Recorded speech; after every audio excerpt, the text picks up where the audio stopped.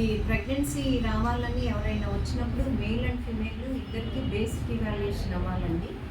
మేల్కి వచ్చేటప్పటికి ఏంటంటే semen analysis ఎలా ఉంది, అన్నీ దాని మోటిలిటీ కౌంటు, అలాగే దాని పీహెచ్ అంతా నార్మల్గా ఉందా, వాల్యూమ్ బాగుందా, ఆ పారామీటర్స్ అన్నీ చూస్తాము. అది ప్రతి ఒక్క మగపిల్లాడు చూసుకోవాలంటే ఫిమేల్కి ఒక్కరి మీద బ్లేమ్ చేయకూడదు. అట్లానే వాళ్ళ థైరాయిడ్ లెవెల్స్ చూసుకోవాలి, మేల్కి బ్లడ్ షుగర్ లెవెల్స్ చూసుకోవాలి, తర్వాత వాళ్ళు బిఎంఐ చూసుకోవాలి, అంటే ఎత్తు తగ్గలా ఉన్నారా, ఒబీస్గా ఉన్నారా, ఇవన్నీ నేను ప్రాథమిక పరీక్షలు. వేరే ఫిమేల్కి వచ్చేటప్పటికి మనం అంటే టాప్ టు బాటమ్ నేను మీకు చెప్పినప్పుడు ఏంటంటే చక్కగా మీకు మిస్ అవ్వకుండా ఉంటారు. ఇవేంటంటే సెల్ఫ్ కేర్ టెక్నిక్స్ పబ్లిక్లో ప్రతి గర్భిణీ రాకుండా బాధపడే ప్రతి పిల్లకి కూడా తెలియాలి. మా బాధ ఏంటంటే ఇప్పుడు నేను 35 to 40 years ప్రాక్టీస్ చేసిన బయట రిపోర్ట్స్ తీసుకొస్తున్నారు, చాలా చోట్ల ఫెయిల్ అని వస్తున్నారు. దానిలో చాలా బేసిక్ టెస్టులు మిస్ అయ్యి 5-6 ఏళ్ళు వాళ్ళు ఇంజక్షన్లు వాడుతున్నారు, మందులు వాడుతున్నారు. తీరా నేను వెనక్కి రిట్రోస్పెక్టివ్గా చూస్తే చేయాల్సింది 1-2 మిస్ అయ్యేటప్పటికి, అంటే ఒక్కొక్కళ్ళు థైరాయిడ్ మిస్ అవుతున్నారు, ఒక్కొక్కళ్ళకి సింపుల్ హెచ్ఎస్టీ అంటే ట్యూబల్ బ్లాక్స్ ఉన్నాయా లేదా, కొన్నేమో కంజెనిటల్ మాల్ఫార్మేషన్స్ ఉండి రిపీటెడ్గా అబార్షన్స్ అవుతున్నాయి. అది ఒక హెచ్ఎస్టీ టెస్ట్లోనే తెలుస్తుంది, అది కూడా మిస్ అవుతున్నారు. కాబట్టి ఇప్పుడు మా పేషెంట్కి నేను ఈ వీడియో ఇవ్వడం జరుగుతుంది. నేను డాక్టర్ డి శారద, తెనాల్లో గైనకాలజిస్ట్ ప్రాక్టీస్ చేస్తున్నాను. ఇది మీరందరూ షేర్ చేసుకోండమ్మా.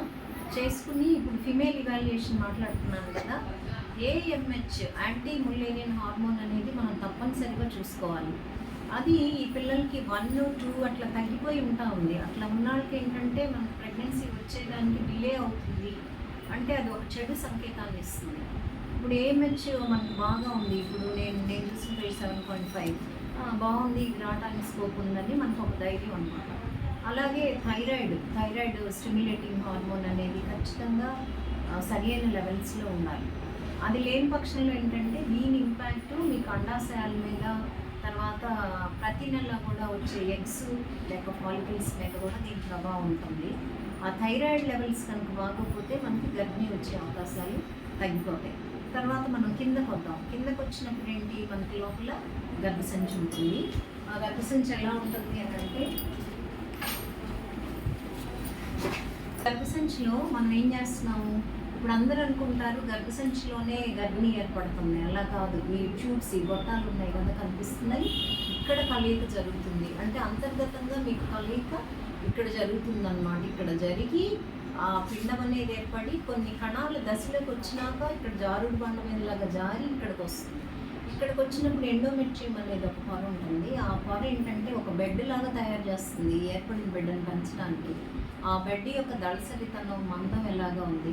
అట్లాగే ఈ గర్భిణీ ఏర్పరచక ముందు మనం చేసే పరీక్ష పేరు ఫాలికల్ స్టడీ అన్నమాట, ఫాలిక్యులర్ స్టడీ. ఆ ఫాలిక్యులర్ స్టడీ అంటే ఫాలికల్స్ ఏంటంటే ఇక్కడ 2 ఉన్నాయి కదా, ఇవి అండాశయాలు. ఈ అండాశయాల్లో అండాలు ఎన్ని వస్తున్నాయి అంటే 5 వస్తున్నాయా, 3 వస్తున్నాయా, 4 వస్తున్నాయా, అది మనం 3వ రోజు చూస్తే ఎలా ఉన్నాయి, 5వ రోజు చూస్తే ఎట్లా ఉన్నాయి, 7వ రోజు, 10వ రోజు చూస్తే 12వ రోజు రప్చర్ అయిపోయినాయా, పగలాలి మన కనకాంబర విత్తనాల్లాగా అలా పగిలియా, రప్చర్ అయినాయా లేదా, తర్వాత వాల్యూమ్, దీని అండాశయం యొక్క వాల్యూమ్ ఎంత ఉంది అంటే 10 ml 10 cc ఉందా లేదా, లేకపోతే ష్రింక్ అయిపోయి ముడుచుకుని పోయిందా, దీని ఎత్తు, తర్వాత పొడవు, వెడల్పు, ఇవన్నీ కలిస్తే మనకి ఒక వాల్యూమ్ వస్తుంది. ఈ అండాశయం వాల్యూమ్ ఎంత ఉంది, ఇది ఎంత ఉంది. పీసీఓలు అంటున్నాం, అంటే నంబర్ ఆఫ్ ఫాలికల్స్ ఉంటాయి, అవి పెరిఫరీగా ఒక నెక్లెస్ ప్యాటర్న్లో అరేంజ్ అయి ఉంటాయి. ఆ పీసీఓలో ఉన్న వాళ్ళకి ఏంటంటే స్త్రీ హార్మోన్ కాకుండా అక్కడ పురుష హార్మోన్ వచ్చి అక్కడికక్కడ దాని విడుదల అవనివ్వదు, అంటే ఆ విత్తనాన్ని పగలనివ్వదు.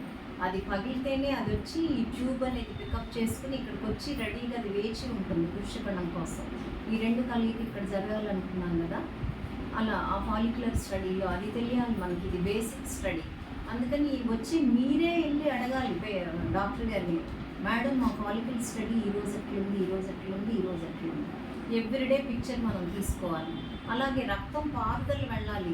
ఇప్పుడు చక్కగా మన కలర్ డాప్లర్ స్టడీస్ వచ్చేసి ఈ రక్తం పారుదల ఈచ్ గుడ్డుకి ఒక్కొక్కసారి ఆ గుడ్లు లేక ఫాలికల్స్ మనకు చాలా బాగా కనపడతాయి, కానీ దానికి రక్తం పికప్ చేసుకోదు. దాన్ని పిఏ ఇండెక్స్ అని అంటాం, కొన్ని కొలతలు సిస్టోలిక్ డయాస్టోలిక్ ఫ్లో అని, అది మా పారామీటర్ మాటల్లో అవి బాగున్నాయా లేదా.